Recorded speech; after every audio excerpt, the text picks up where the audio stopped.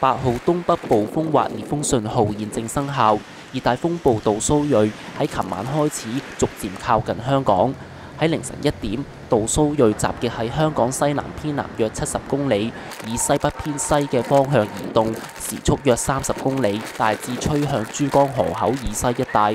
按照目前嘅預測，佢會喺幾個鐘頭內喺香港西南偏南100公里內掠過。香港嘅海陸空交通目前受到不同程度影響。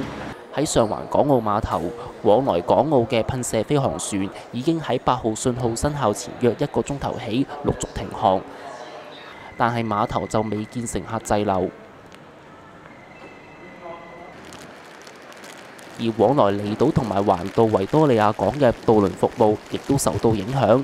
喺中環，天星小輪喺晚上11點半開出去尖沙咀嘅尾班渡輪之後，亦都停航。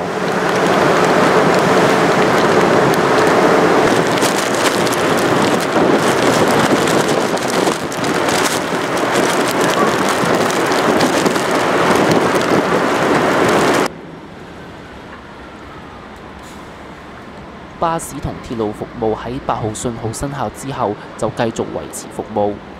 喺九龍尖沙咀碼頭，人流比平日嘅星期5晚上明顯減少。我哋會繼續為大家報道風暴嘅最新消息。獨立新聞傳訊記者盧子陽報道。